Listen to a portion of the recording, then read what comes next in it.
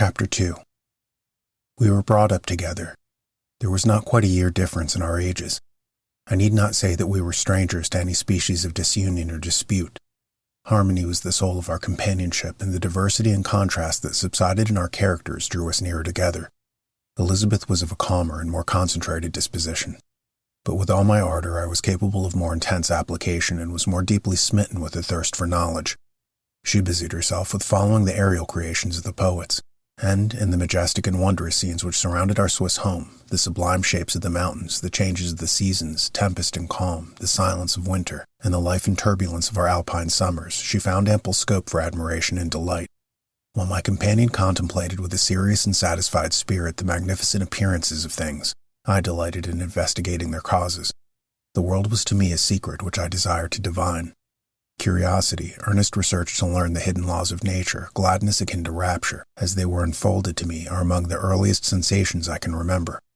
On the birth of a second son, my junior by 7 years, my parents gave up entirely their wandering life and fixed themselves in their native country.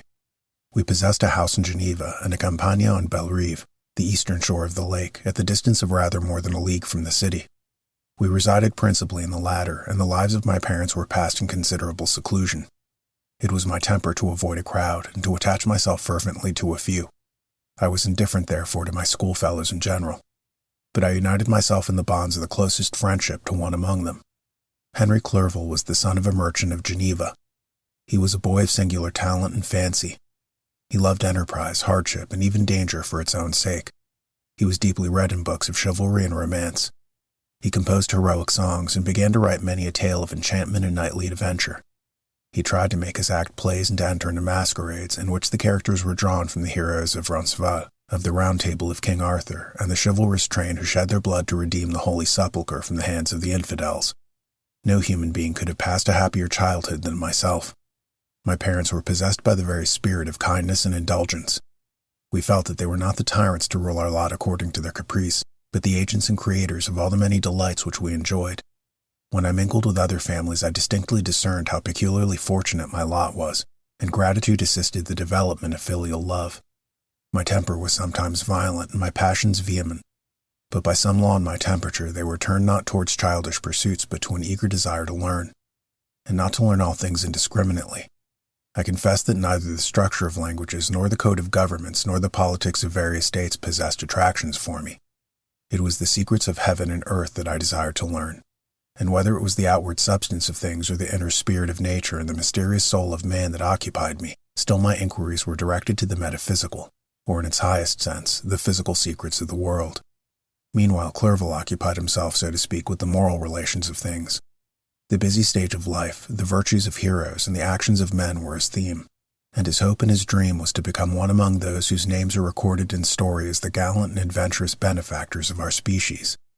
The saintly soul of Elizabeth shone like a shrine-dedicated lamp in our peaceful home. Her sympathy was ours. Her smile, her soft voice, the sweet glance of her celestial eyes were ever there to bless and animate us. She was the living spirit of love to soften and attract.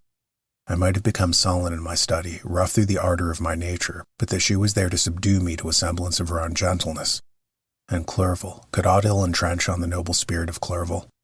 Yet he might not have been so perfectly humane, so thoughtful in his generosity, so full of kindness and tenderness amidst his passion for adventurous exploit, had she not unfolded to him the real loveliness of beneficence and made the doing good the end and aim of his soaring ambition.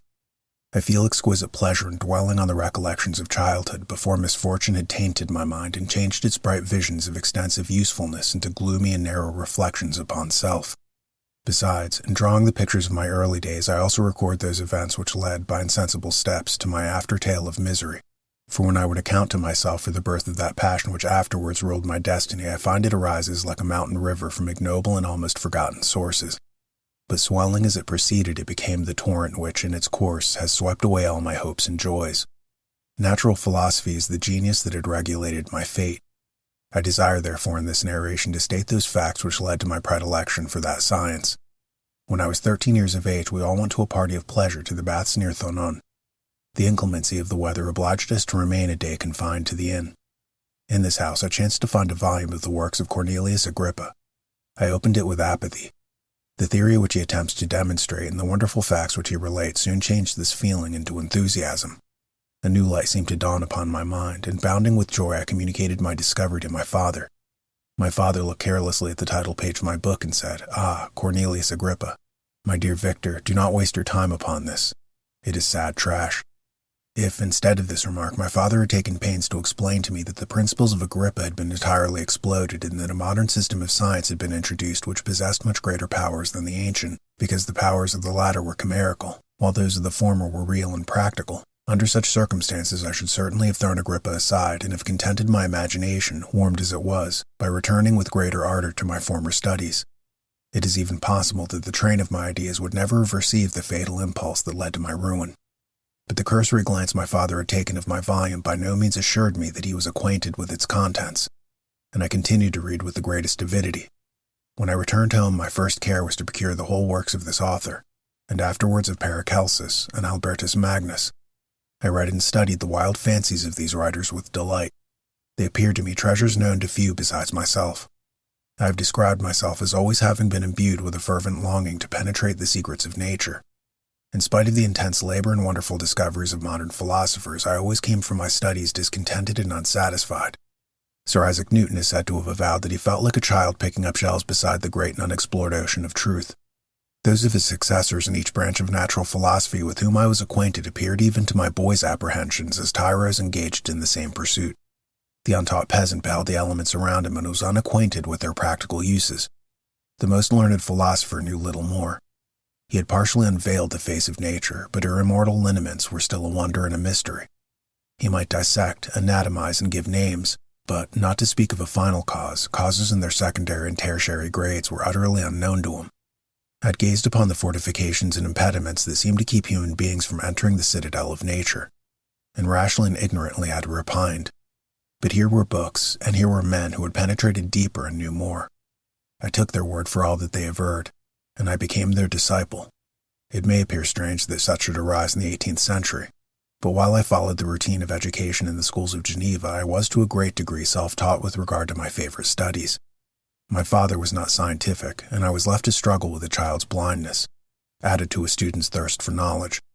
Under the guidance of my new preceptors, I entered with the greatest diligence into the search of the philosopher's stone and the elixir of life, but the latter soon obtained my undivided attention. Wealth was an inferior object, but what glory would attend the discovery if I could banish disease from the human frame and render man invulnerable to any but a violent death? Nor were these my only visions.